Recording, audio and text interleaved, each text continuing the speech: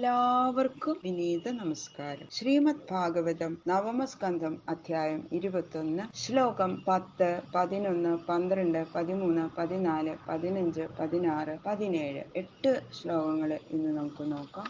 രന്തിദേവൻ ആരൊക്കെ വന്നു വിശന്ന് വലഞ്ഞ് വല്ലാതെ കഷ്ടപ്പെട്ടിരിക്കുന്ന സമയത്ത് കഴിക്കാൻ തുടങ്ങുമ്പോഴേക്കും ഓരോരുത്തരായിട്ട് വരികയാണ് അതിഥികള്. അവസാനം കുറച്ച് വെള്ളം മാത്രം ശേഷിച്ചു, ബാക്കിയെല്ലാം ദാനം ചെയ്തു കഴിഞ്ഞു.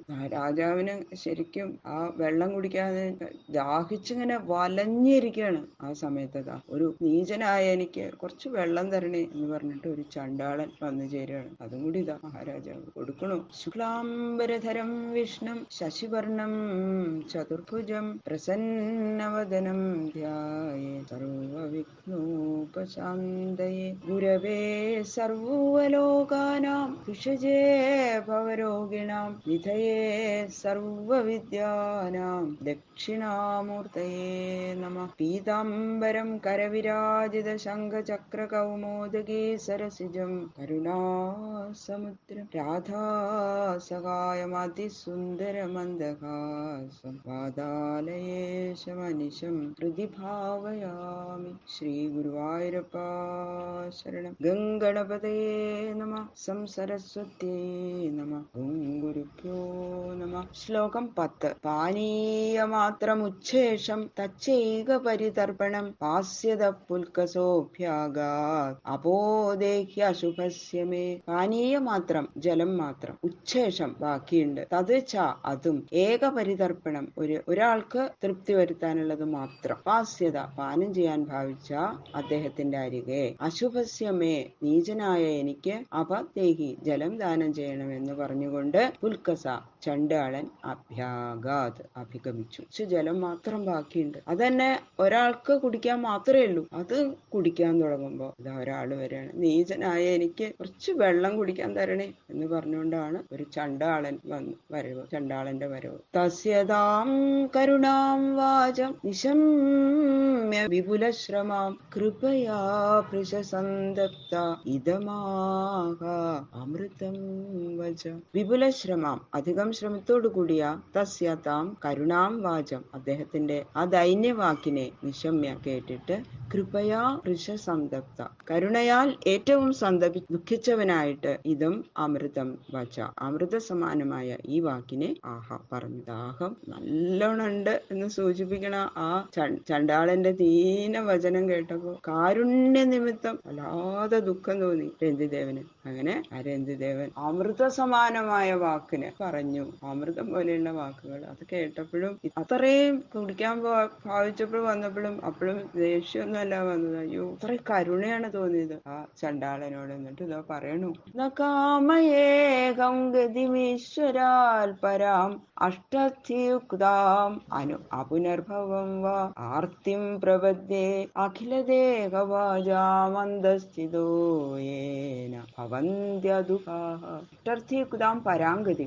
അഷ്ടൈശ്വര്യത്തോടു കൂടിയ ഉത്കൃഷ്ടഗതിയെയോ അപുനർഭവം വാ മോക്ഷത്തെയോ ഈശ്വരിൽ നിന്ന് അഹം ന കാമയെ ഞാൻ കാമിക്കുന്നില്ല. അഖിലദേഹഭാജാം സകല ദേഹികളുടെ അന്തസ്ഥിത അന്തർഭാഗത്തിലിരിക്കുന്നവനായിട്ട് ആർത്തിം ദുഃഖത്തെ പ്രപദ്യെ പ്രാപിക്കുന്നേ ഏന യാതൊന്നിനാൽ തേ അദുഃഖാ ഭവന്തി അവർ ദുഃഖരഹിതന്മാരായി ഭവിക്കും. രന്തിദേവൻ പറഞ്ഞ ആ അമൃതവചനങ്ങൾ 2 ശ്ലോകങ്ങൾ കൊണ്ടാണ് കാണിക്കുന്നത്. അണിമാദികളായ അഷ്ടൈശ്വര്യങ്ങളോടുകൂടിയ ഉത്കൃഷ്ട പദവിയെയോ മോക്ഷത്തെയോ ഞാൻ ഈശ്വരനിൽ നിന്ന് ആഗ്രഹിക്കുന്നില്ല. പിന്നെ എന്താ ആഗ്രഹിക്കണത് എന്ന് വെച്ചാൽ സകല ശരീരങ്ങളുടെയും അന്ധകരണത്തിൽ വസിച്ച് അവരുടെ ദുഃഖത്തെ അനുഭവിക്കാൻ ആഗ്രഹിക്കണം. എല്ലാവരുടെ ദുഃഖത്തെ ഞാൻ അനുഭവിക്കാം, അതാണ് എനിക്ക് ആഗ്രഹം. അങ്ങനെ ഞാൻ അവരുടെ ദുഃഖത്തെ അനുഭവിക്കുന്നത് കൊണ്ട് അവർക്ക് ദുഃഖമില്ലാതെ ആകുമല്ലോ. ഇങ്ങനെയുള്ള ഒരു നില എനിക്ക് നൽകണേ എന്നാണ് ഞാൻ ഈശ്വരനോട് പ്രാർത്ഥിക്കുന്നത്. എല്ലാവരുടെ ദുഃഖം എനിക്ക് തന്നോളൂ, അവരുടെയൊക്കെ ദുഃഖം മാറട്ടെ, അങ്ങനെ ഒരു മനസ്സ് എനിക്ക് ഉണ്ടാക്കി തരണേ ഭഗവാനെ എന്നാണ് ഞാൻ ഭഗവാനോട് പ്രാർത്ഥിക്കുന്നത്. ഇതുപോലെ എത്ര പേർക്ക് പ്രാർത്ഥിക്കാൻ പറ്റുമല്ലോ. ക്ഷുത്രശ്രമോ ഗാത്ര പരിശ്രമശ്ച ദൈന്യം ക്ലമ ശോക വിഷാദമോഹ സർവേ നിവൃത്താ കൃപണസ്യ ജന്തോ ജിജീവിഷോർ ജീവജലാർപ്പണാന്മേ. ജിജീവിഷോ ജീവിക്കാൻ ഇച്ഛിക്കുന്ന കൃപണസ്യ ജന്തോ കൃപണനായ ജന്തുവിന് മേ ജീവജലാർപ്പണാൽ എന്റെ ജീവനഹേതുവായ ജലത്തിന്റെ സമർപ്പണത്താൽ ക്ഷുതൃശ്രമ വിശപ്പും ദാഹവും കൊണ്ടുള്ള ക്ഷീണവും, ഗാത്രപരിശ്രമ ശരീരക്ലേശവും, ദൈന്യം ദീനഭാവവും, ക്ലമ തളർച്ചയും, ശോകം വിഷാദം മോഹം ഇവയും സർവേ എല്ലാം നിവൃത്താഭവേയും നിവൃത്തങ്ങളായി ഭവിക്കും. പറയണു, അന്യരുടെ ദുഃഖത്തെ അനുഭവിക്കാൻ ആഗ്രഹിക്കുന്നവന്റെ എന്തുകൊണ്ടാണ് ഞാൻ അന്യന്മാരുടെ ദുഃഖം സ്വീകരിക്കുന്നത്? അത് ഞാൻ പറയാം. ജീവിക്കാൻ ആഗ്രഹിച്ച് ദുഃഖിക്കുന്ന ജന്തുവിന് എന്റെ ജീവന കാരണമായിരിക്കുന്ന ഈ ജലം സമർപ്പിക്കുന്നത് കൊണ്ട് വിശപ്പും ദാഹവും നിമിത്തം ബാധിച്ചിരിക്കുന്ന ആ ക്ഷീണവും ശരീരക്ലേശവും, എന്റെ ദീനഭാവം, തളർച്ച, മനോദുഃഖം, വിഷാദുഃഖം, ഇതെല്ലാം മാറി സർവ്വ ദുഃഖങ്ങളും അങ്ങോട്ട് നശിക്കും. എനിക്ക് ആ ദുഃഖിക്കുന്ന ആ മനുഷ്യന് ഈ ജലം, ദാഹിച്ചു വലഞ്ഞിരിക്കുന്ന ആ മനുഷ്യന്, വേറൊരു ആത്മാവിന് എനിക്ക് എന്റെ കയ്യിലുള്ള ഈ ജലം കൊടുത്താൽ, സമർപ്പിച്ചാൽ അവരുടെ ദുഃഖം മാറുന്നു വെച്ചാൽ പിന്നെ എനിക്കെന്താ? എന്റെ എല്ലാ ദുഃഖം, ദാഹിച്ചു വലഞ്ഞിരിക്കുന്ന ഇപ്പോഴുള്ള ആ ക്ഷീണവും ആ മോഹവും വിശപ്പും ദാഹവും ഒക്കെ എന്റെ അങ്ങോട്ട് മാറും. എനിക്ക് ഒരു ദുഃഖം പിന്നെ ഉണ്ടാവില്ല. അയ്യോ, അവരുടെ ദുഃഖം മാറിയല്ലോ എന്നുള്ള ആ സന്തോഷം, സംതൃപ്തി മാത്രമാണ് പിന്നെ എനിക്കുണ്ടാവണത്. പരപ്രാണിയെ അനുഗ്രഹിക്കുന്നത് തന്നെയാണ് എനിക്ക് പരമശാന്തി ലഭിക്കാനുള്ള പരമോപായം. അതുകൊണ്ട് ഞാനിതാ അങ്ങേക്ക് തരണു പറഞ്ഞിട്ട് കൊടുക്കുകയാണ്. ഇതി പ്രഭാഷ്യപാനീയം മ്രിയമാണ പിപാസയാ പുൽക്കസായാദാൽ ധീരോ നിസർഗകരുണോ നൃപ. ഇതി പ്രഭാഷ്യ, ഇപ്രകാരം പറഞ്ഞിട്ട്, പിപാസയ ദാഹം കൊണ്ട്, മ്രിയമാണ മരിക്കാറായിരിക്കുന്ന, നിസർഗകരുണ സ്വതേ കരുണാശീലനും, ധീര നൃപ ധീരനുമായ ആ രാജാവ്, ഉൽക്കസായ ചണ്ടാളനായിക്കൊണ്ട്, പാനീയം അതതാൽ ജലം ദാനം ചെയ്തു. ഇങ്ങനെ പറഞ്ഞിട്ട് പ്രകാരം മധുരമായി സംഭാഷണം ചെയ്ത ശേഷം, ദാഹം കൊണ്ട് മരിക്കാറായിരിക്കുന്നവനാണ് രാജാവ് ശരിക്കും. ജന്മനാ കരുണാശീലനും ധീരനുമായ ആ രാജാവ് ആ ജലം, എന്റെ കയ്യിലുള്ള അവസാനത്തെ ജലവും ചണ്ടാളനും കൊടുത്തു. തസ്യ ത്രിഭുവനാധീശാഃ ഫലദാ ഫലമിച്ഛതാം ആത്മാനം ദർശയാൻ ചക്രു മായാവിഷ്ണുവിനിർമ്മിതാഃ. മായാവിഷ്ണുവിനിർമ്മിത, വിഷ്ണുമായ നിർമ്മിക്കപ്പെട്ടവരും ഫലം ഇച്ഛതാം, ഫലം ആഗ്രഹിക്കുന്നവർക്ക് ഫലദാനം ചെയ്യുന്നവരുമായ ത്രിഭുവനാധീശ, 3 ലോകങ്ങളുടെ അധീശന്മാര്, തസ്യ അദ്ദേഹത്തിന് ആത്മാനം സ്വരൂപത്തെ ദർശയാൻ ചക്രു ദർശിപ്പിച്ചു. ജയന്തിദേവന്റെ ഈ ധൈര്യം, ഔദാര്യം ഒക്കെയുള്ള ഈ ഗുണങ്ങളെ പരീക്ഷിച്ചറിയാൻ വേണ്ടിയിട്ട് വിഷ്ണു ഭഗവാൻ പറഞ്ഞതിനനുസരിച്ചിട്ട് ആ ത്രിഭുവനാധീശന്മാരായ ബ്രഹ്മാദികളാണ് ഇതിനു മുമ്പ് ആ ബ്രാഹ്മണനായിട്ടും വൃഷളനായിട്ടും ചണ്ടാളനായിട്ടും ഒക്കെ രൂപം മാറി, വേഷം മാറി അതിഥികളായിട്ട് വന്നവര്, ജയന്തിദേവനെ പരീക്ഷിക്കാൻ വന്നവരായിരുന്നു. തന്റെ പ്രാണന് പോലും പരിത്യാഗം ചെയ്തും പരപ്രാണികളെ അനുഗ്രഹിക്കാനുള്ള ആ കാരുണ്യം, ജന്മസിദ്ധമായിരിക്കുന്നതിന് പരീക്ഷിച്ചറിഞ്ഞവരും കർമ്മഫലത്തെ കാക്ഷിക്കുന്നവർക്ക് ദാനം ചെയ്യുന്നവരുമായ ആ ബ്രഹ്മാദിദേവന്മാര് അവരുടെ ശരിയായ സ്വരൂപത്തെ അപ്പോ രാജാവിനെ അങ്ങോട്ട് ദർശിപ്പിച്ചു. 3 പേരും ശരിയായ വേഷത്തോടും കൂടി ബ്രഹ്മാവിഷ്ണു അവിടെ അങ്ങോട്ട് പ്രത്യക്ഷമായി ജയന്തിദേവന്റെ മുമ്പിൽ. സവൈതേഭ്യോ നമസ്കൃത്യ നിസ്സംഗോ വിഗതസ്പൃഹ വാസുദേവേ ഭഗവതി ചക്രേ നമഃ പരം. വിഗതസ്പൃഹ, ആഗ്രഹമില്ലാത്തവനും നിസ്സംഗ, സംഘമില്ലാത്തവനുമായ സ അദ്ദേഹം, തേഭ്യ നമസ്കൃത്യ അവർക്കായിക്കൊണ്ട് നമസ്കരിച്ചിട്ട്, ഭഗവതി വാസുദേവേ ഭഗവാനായ വാസുദേവനിൽ ഭക്തിയോടുകൂടി പരം നമചക്രേ കേവലം നമസ്കരിച്ചു. ജയന്തിദേവന് ഒരു അത്ഭുതമൊന്നും തോന്നിയില്ല അവരെ കണ്ടപ്പോൾ. യാതൊന്നിലും ആഗ്രഹവും യാതൊന്നിനോടും പ്രത്യേകിച്ച് ഒരു സംഘവും ഇല്ലാതിരിക്കുന്ന ആ ജയന്തിദേവൻ അവരെ അങ്ങോട്ട് നമസ്കരിച്ചു. സർവത്ര പരിപൂർണനായ ഭഗവാൻ വാസുദേവനിൽ പരമപ്രേമത്തോടുകൂടി നമസ്കരിക്കുക മാത്രം ചെയ്തു. ഒന്നും അവരോടൊന്നും പറഞ്ഞില്ല, ഒന്നും പ്രാർത്ഥിച്ചുമില്ല. തൊഴുതുകൊണ്ട് ഇങ്ങനെ നിന്നു പുഞ്ചിരിച്ചുകൊണ്ട് നമസ്കരിച്ചിട്ട്, ഈശ്വരാലംബനം ചിത്തം കുർവതോ